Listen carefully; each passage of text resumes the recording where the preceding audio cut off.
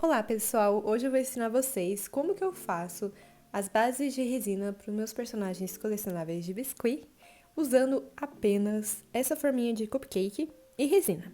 Essas forminhas, elas são de silicone, elas aguentam altas temperaturas, então não tem problema usar resina. E você encontra em mercados, lojas de utilidades, na Shopee também tem, mas de qualquer forma eu vou deixar o link aqui na descrição desse vídeo para vocês poderem conferir. Eu gosto muito de fazer as bases assim porque eu consigo fazer várias ao mesmo tempo e ela já sai meio que chanfrada por causa do formato da forma e ela é muito mais resistente do que a base de MDF, que mofa caso tenha umidade, né, e pode estufar também. E essa, gente, eu acho que o acabamento fica muito melhor. Aqui eu tô mostrando com mais detalhes a forminha para vocês poderem ver. E se vocês repararem, aqui na lateral eu fiz uma marcação. Essa marcação, ela tem mais ou menos 1 centímetro, que é a espessura máxima que a resina pode ir. E é interessante que você leia lá no manual da resina qual a espessura máxima que você pode colocar dela, porque depende da marca, né, também da qualidade da resina. E nesse caso, se eu colocar mais de 1 centímetro de espessura, ela pode borbulhar, ferver e deformar. Então, no máximo 1 centímetro. Aqui eu tô usando essa resina da Ohana, de baixa viscosidade, o sistema Clear. Ela é muito boa, eu gosto bastante. E esse pigmento preto da loja da Biscuitano com Vivi. Ele é próprio para resina e a gente também vai precisar de uma balança de precisão, um recipiente para poder colocar a resina, que eu estou usando um potinho de requeijão mesmo, bem tranquilo. E você também vai precisar dos EPIs, ou seja, a luva e a máscara também. E você deve ter reparado que aqui tem uma marcação nesse potinho e eu vou te mostrar como que eu faço para medir exatamente a quantidade de resina que eu preciso. Então eu utilizo algum tipo de grão, aqui no caso eu estou usando um milho de pipoca, pode ser arroz ou feijão, e eu vou colocar uma quantidade que chegue mais ou menos ali na espessura de 1 centímetro que eu marquei. Como a forma ela é mais ou menos translúcida, dá pra ver certinho. E daí eu tiro essa quantidade de grãos que eu coloquei dentro da forma e coloco no potinho para poder ter mais ou menos uma noção do volume de resina que eu vou precisar colocar ali.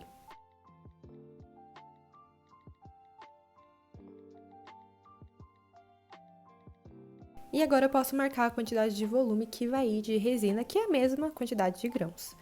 Depois eu tiro esses grãos de dentro, limpo esse potinho. Esse potinho ele tá sujo de resina mesmo, mas é resina seca, então não vai interferir.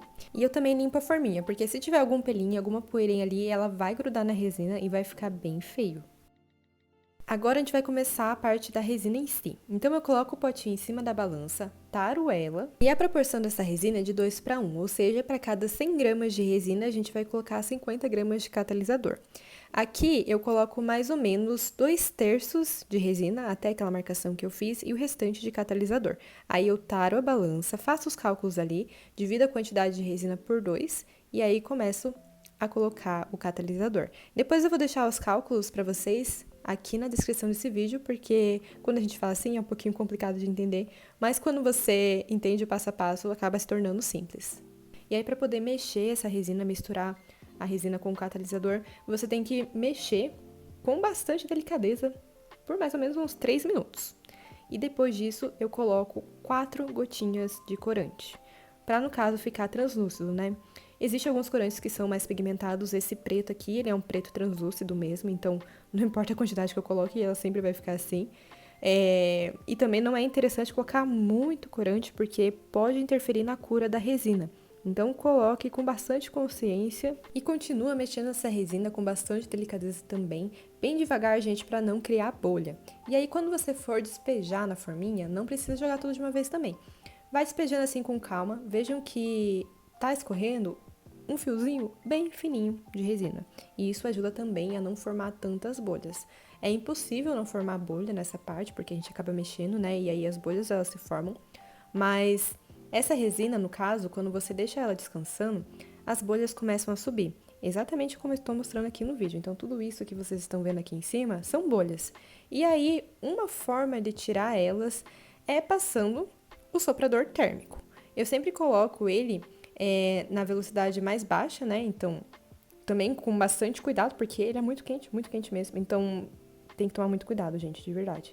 E aí, automaticamente, as bolhas somem. E quando cai algum pelinho, alguma sujeirinha, eu sempre tiro com um palito de dente. E aqui, Já tá tudo pronto. Para você deixar essa base secando, você pode tampar ela com algum pote para não cair nenhuma sujeira e também ficar sempre medindo a temperatura, porque se ela esquentar demais, pode ser que ela borbulhe. Se você seguir todos esses passos, vai dar tudo certo. E depois de 12 horas, você já pode desenformar as bases e elas vão ficar perfeitas. E agora eu vou responder algumas dúvidas que são bem recorrentes. Então, quando você estiver esperando esse processo de cura, não mexa na forminha, porque senão a resina ela pode deformar lá dentro. E também procure trabalhar num ambiente bem ventilado, porque a resina ela é tóxica. Quando você for colar o seu personagem em cima dessa base, você pode furar ela com a micro retífica e encaixar o arame dentro dela igual a base de MDF normal. Se a cola instantânea ela corroer a resina e ficar aquela manchinha branca, passe um pouquinho de creme Nivea que ela vai sumir automaticamente. E é isso, gente. Eu espero muito que vocês tenham gostado dessas dicas. Olhem só como que fica nos colecionáveis. Então, se esse vídeo te ajudou e você gostou, curte, compartilha e comente para me dar aquela ajudinha.